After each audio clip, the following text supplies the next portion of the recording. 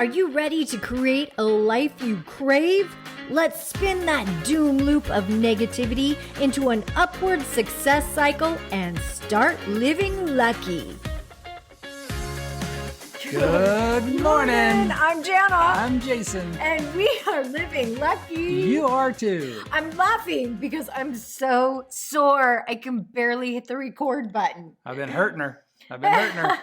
Don't say that. People take that seriously. Every time we go to the doctor, they always pull me aside and say, "Are you safe?" This is a safe space. You can tell us what he's doing. I'm putting her through a workout is what I'm doing. That is what Coach Jason has been putting me through, a workout. Let me explain.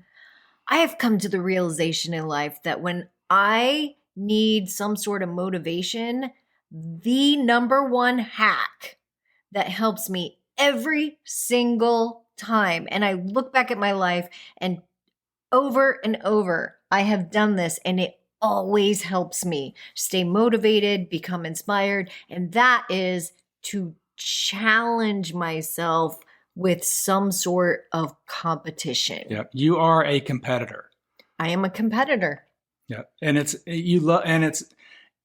more like you love to win. Like, so you're going to push yourself. No, I hate to lose. I hate to lose. That's the thing. You're going to push yourself to the point where you're going to show up and you're going to do well. And this is kind of like in life. And sometimes we know in life that we always have, or we trick ourselves into believing that we've got more time and I can get to it tomorrow. I can do all these things. But then when we have these competitions and there's a date on the calendar that the competition is going to take place and you have to show up and hit the start line. Yes. Then there's this constraint that we put on ourselves. It is. It's like doing art. And you know how sometimes people say, if you have a blank canvas, that's really hard to create from. However, if you have someone come in and just put a bunch of scribbles on it, and then you create from that, it feels like it's easier. And that's a very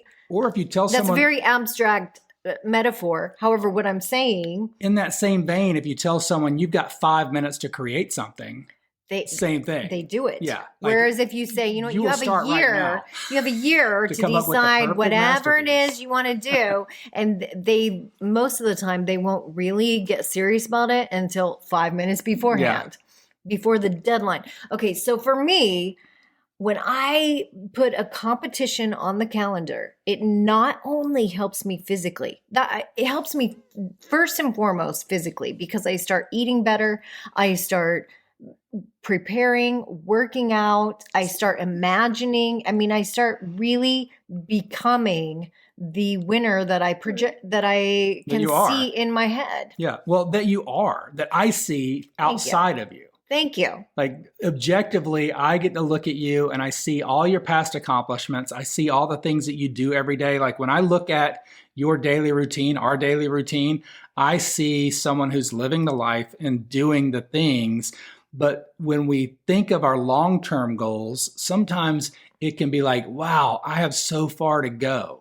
And you start becoming a little complacent. Yeah, and there's so much to do. It's almost like you say, "Oh, I can just do it tomorrow." Yes, because I'll just do it next week. It's that to-do list that never ends, because we're constantly evolving, and as we evolve, that dream gets bigger and bigger because we keep pushing that imagination line, that goal stone. Yes, so much further out, because the goal line, not goalstone. That sounds like something in your bladder. I gotta go get my goalstone removed. I meant like in football, the goalpost. Yeah.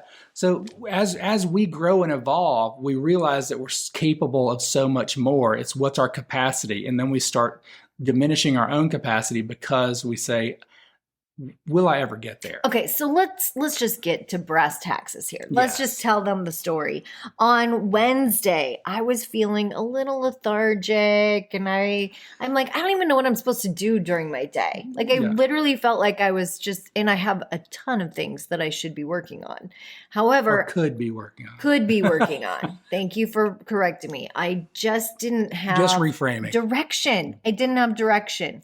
And so I started Googling, and I found this water ski competition that happens to be here in Central Florida. It's not only a water skiing competition, it's a qualifying for Team USA Worlds. And it's an adaptive water ski competition. It's not like the neighborhood It ski almost competition. feels like I was living lucky.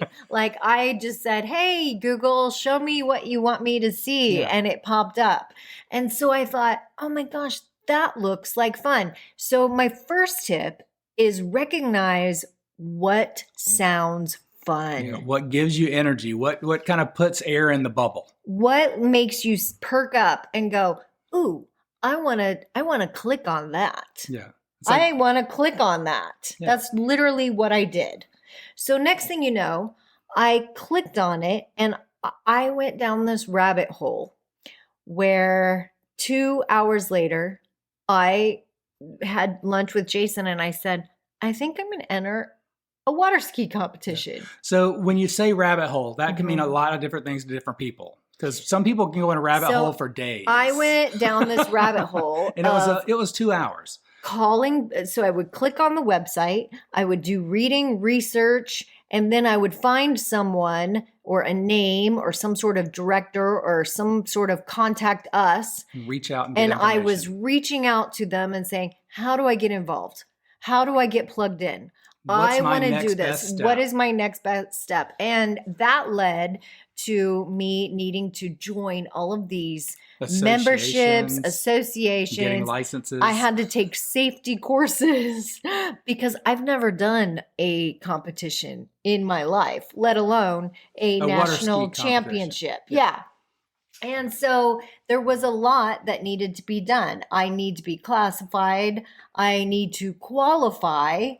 And we need to get our boat in working order It's because been a year and a half since we've used the boat. When you live on a lake, sometimes you go through spurts of where you use the boat, and then sometimes you go through spurts where you're like, it's a lot of work. Yeah, we've used the boat a lot since Wednesday. And then I needed to go buy a new life jacket because my life jacket that I use all the time had been out in the elements and it was full of spiders. So then I went and bought a rope and, we got my ski in tip-top shape, wax on, wax off, did a little Karate Kid motions with that. So we did all of the steps. Now, it felt overwhelming because we still have a lot to do. However, we made it fun. Yes. And we made so much progress. We made it play. I feel like the more we were playing, we're like, okay, let's go see if we can do this. And I know it makes you crazy when I do this, but it was a dance. Okay, tell me more. Just the way we moved through it, it was almost like a collaborative moving back and forth between the two of us. Like you take this, I'll take that. It was like one of us would take turns leading, the other person would follow, the other person would lead, then I would follow. No, we were up until like midnight one night just trying to fill out the forms because there were deadlines they had to get in. And we didn't have all of the medical records and whatnot. I just love the way, like all the things that we're doing kind of just lean into each other. It's true. That is true. So anyway, we finally get entered. So we've got that much done. Now, all the fees are paid. We're set to be there and show up. We still have to qualify. We haven't qualified. And so there's a little small minor I don't think you're going to have a problem with it. I'll just watch you go through a couple practice runs. I've never done a full slalom course. So on the outer course. Well, I've never actually been in an official course and completed it. Correct. And that is the criteria for entering this competition. So since Wednesday, we have been out on the boat and we have been hammering it. We have been hammering it. I am so sore. I cannot sit up. I cannot go to the bathroom. I am like literally, I'm like, let's not focus on what you can't do. I know, right? Right?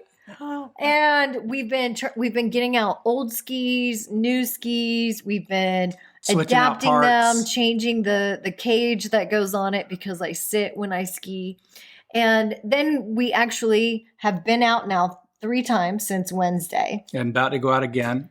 Yes. And we're going to go out again here this evening. And I'm telling you, the teamwork that we have, like you said, the teamwork has been pretty incredible. I'm proud of us.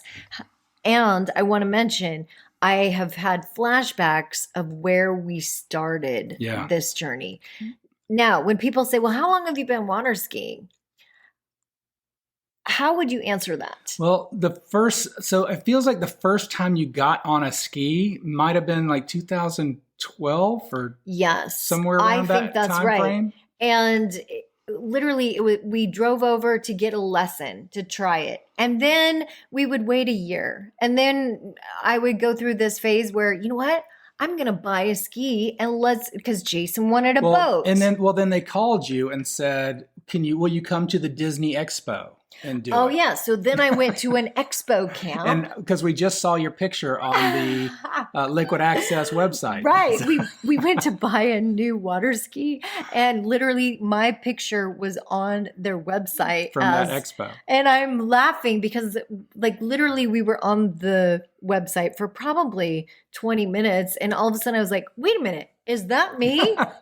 Like neither one of us recognized me. But when you first got on the a sit ski in the water, trying to get into the cage, trying to get on the ski with there's nothing to put your hands on or balance yourself on, and you got this life jacket. That was a chore in itself. I would cry. We almost got divorced a few times. We called it the divorce sport because literally we would go out and we decided to do this because we thought it would be fun. Jason wanted a boat. We thought we could be out on the water. And yet I couldn't get in the ski alone. And he would be on the boat. Holding the tip of the ski. And waiting. It just was like getting in and out. We would have fights in the water. And I didn't buy a ski boat. I know. I bought a Regal. You purposely, I know. I mean. A cruiser. Okay. It was a good deal, though.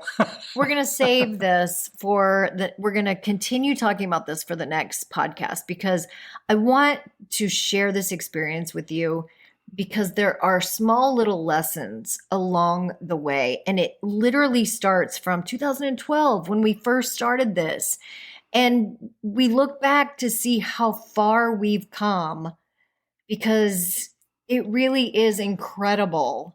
And sometimes we think God's not working in our lives, and it isn't until we zoom out and reflect. And it's a moment like this that I look back and say, oh my gosh, all of the dots are connecting, even to the point where you said it's been a dance. Yeah. Because we've been taking dance lessons. And so it all kind of is working together. And when we talk about living lucky and getting aligned with your true values and vision and what you really want for yourself and your end goal, then all the right people come into your stratosphere, all the right opportunities. And then you look back and you can see how all the dots start lining up. And then the new dots, it's easier to step on those stepping stones moving forward. Okay, stay tuned. We want to tell you more about this in the next podcast. Thanks for joining us. Keep living lucky. If the idea of living lucky appeals to you, visit us at startlivinglucky.com.